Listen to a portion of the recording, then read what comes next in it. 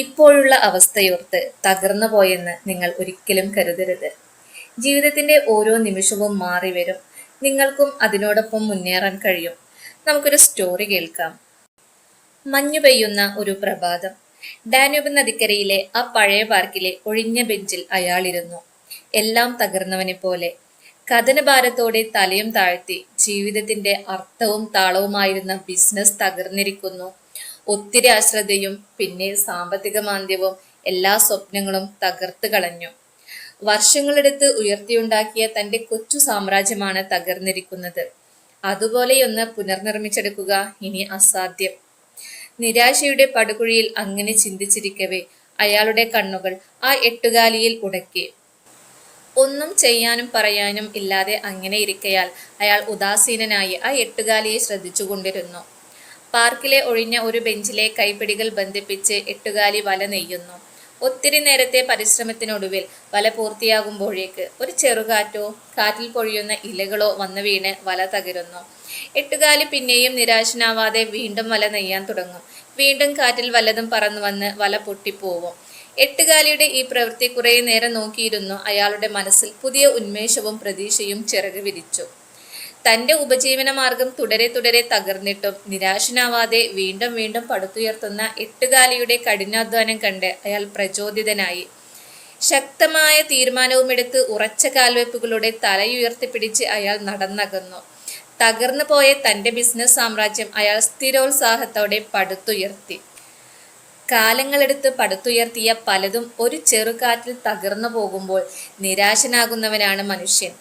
ഏത് തകർച്ചയിലും തളരേണ്ടതില്ലെന്ന് ഈ കഥ നമ്മോട് പറയുന്നു. രണ്ടാമതായി, നാം പടുത്തുയർത്തിയ സ്വപ്നങ്ങൾ അനശ്വരമാണെന്ന് ധരിക്കരുത്. ചിലന്തി വല പോലെ കാലത്തിന്റെ കുത്തൊഴുക്കിൽ ഏത് സമയവും തകർന്നു വീഴാം. തളർച്ചയില്ലാതെ അപ്ഡേഷനുകൾ നൽകുന്നതേ നിലനിൽക്കൂ എന്ന പാഠം ഈ കഥയിലുണ്ട്. തുടങ്ങിയിടത്ത് മാത്രം നിലനിർത്തി പോരുന്ന എത്രയോ സ്ഥാപനങ്ങൾ തകർന്നു പോകുന്ന സംഭവങ്ങൾ ധാരാളമുണ്ട്. മാറ്റത്തിന്റെ കാറ്റുകൾ ഓരോ ദിവസവും നമ്മുടെ ജീവസന്ധാരണ മാർഗത്തിൽ വിള്ളലുകൾ വീഴ്ത്തുന്നുണ്ട്. ഓരോ ദിവസവും പുതുക്കി പണിത് കൊണ്ടേയിരിക്കുന്നത് മാത്രമാണ് വളർന്നു വരുന്നത്. നിരന്തര പരിശ്രമങ്ങൾ ജീവിതത്തിന്റെ ഭാഗമാകുമ്പോഴാണ് വിജയത്തിൽ നിന്ന് വിജയത്തിലേക്ക് കുതിക്കാനാവുക. നമ്മുടെ രാജ്യത്ത് തുടക്കം കുറിക്കുന്ന സംരംഭങ്ങളിൽ 5% മാത്രമാണ് സുസ്ഥിരമായി നിലനിൽക്കുന്നത്. പലതും 2 അതിലധികമോ വർഷങ്ങൾ കൊണ്ട് പൂട്ടിപ്പോകുന്നു. നിരന്തര ജാഗ്രതയുടെ പരിശ്രമത്തിന്റെയും പാഠങ്ങൾ പഠിക്കാത്തത് കൊണ്ടാണ് ഇത് സംഭവിക്കുന്നത്. എല്ലാം അവസാനിച്ചു എന്ന് കരുതുന്നിടത്ത് നിന്നുള്ള തുടക്കങ്ങളാണ് ചരിത്രത്തിൽ ഇടം നേടിയിട്ടുള്ളത്.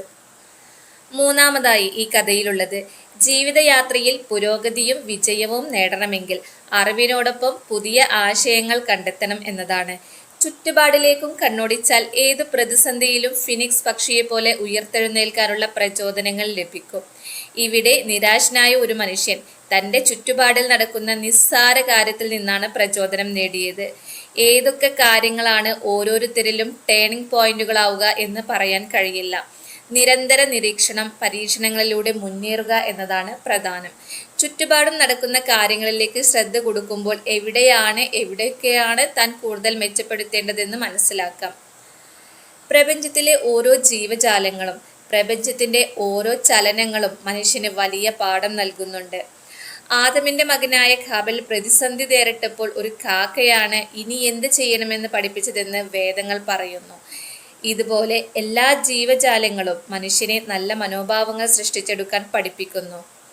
സിംഹവും പരുന്തും എല്ലായ്പ്പോഴും പ്രചോദന കഥകളിൽ നിറഞ്ഞു നിൽക്കുന്നത് അവ നൽകുന്ന മനോഭാവം വളരെ വലുതായതുകൊണ്ടാണ്. സിംഹത്തിന്റെ ശക്തിയും ഗാംഭീര്യവും മനുഷ്യന് മനോഭാവത്തിലൂടെ നേടിയെടുക്കാനാവും. പരുന്തിന്റെ ഉയർച്ചയിലേക്കുള്ള നോട്ടവും താഴോട്ടുള്ള തിരിഞ്ഞു നോട്ടവും വലിയ പാഠങ്ങൾ നൽകുന്നതാണ്. Thank you for watching.